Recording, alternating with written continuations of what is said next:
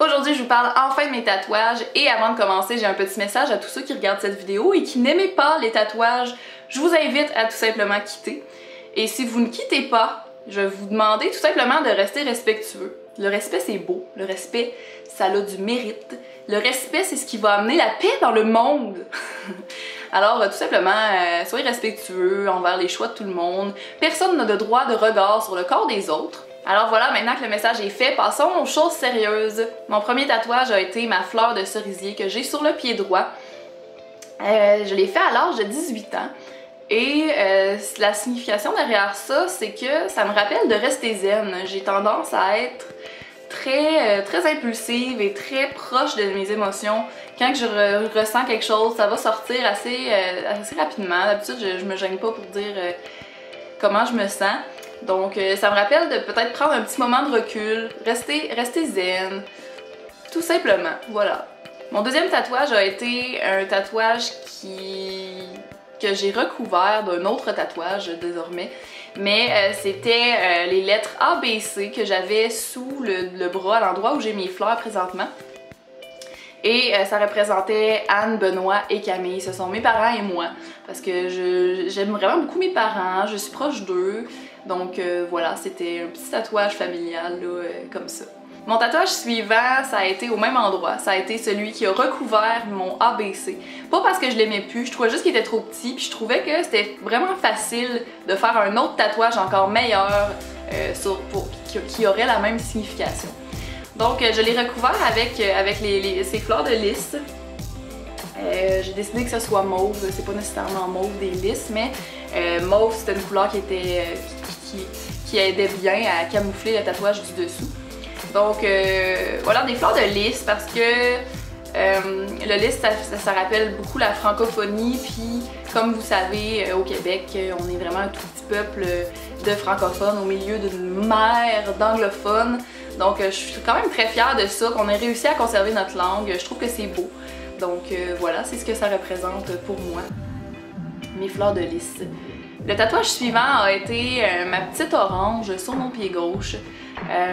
Il a vraiment pas très bien guéri en fait. J'ai fait un peu d'infection et je suis jamais retournée voir le tatouage. Normalement t'as droit à des retouches et tout ça.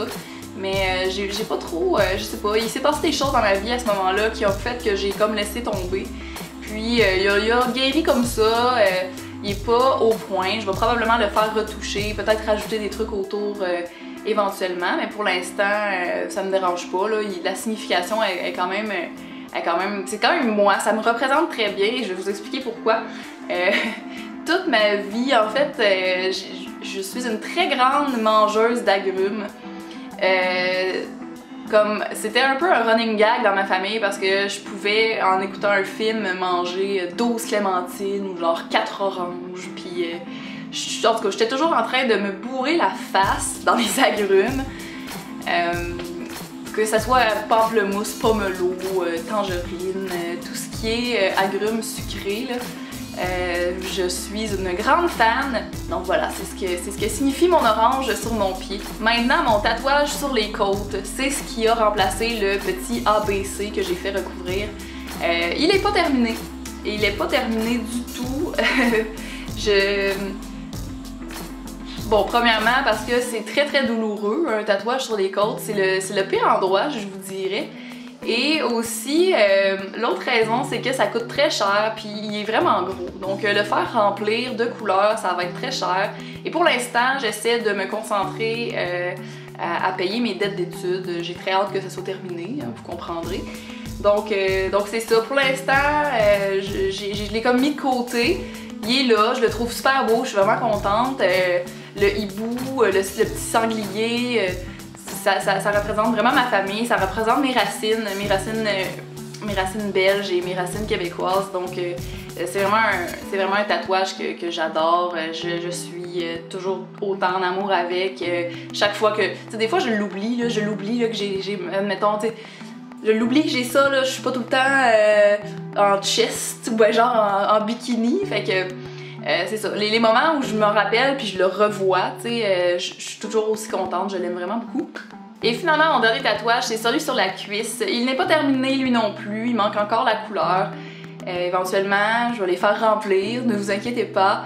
C'est pour ça que ça m'a pris autant de temps en fait à faire cette vidéo-là sur mes tatouages parce que je m'étais dit « Ah, je vais attendre de terminer mes tatouages avant de leur montrer », mais tu sais, c'est infini là, comme ça sera jamais fini mes tatouages, je pense que il va toujours en avoir un nouveau, ben peut-être pas toujours, mais du moins, c'est vraiment un long processus de terminer autant de tatouages, ça prend beaucoup d'argent, etc.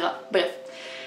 Mon tatouage sur la cuisse. Mon tatouage sur la cuisse, c'est un flamant rose avec des pivoines, tout simplement. Les pivoines, je trouve ça tellement beau. C'est comme, je te dirais que c'est ma fleur préférée, la pivoine. Je trouve ça super beau. Et le flamant rose, c'est que ça me représente un peu, je pense, physiquement, je dirais, comportement peut-être un peu aussi. Le flamant rose, c'est parce que je trouve, tu sais, c'est un grand oiseau, hein? Grand oiseau, moi je suis grande, donc déjà là, il y a un petit clin d'œil.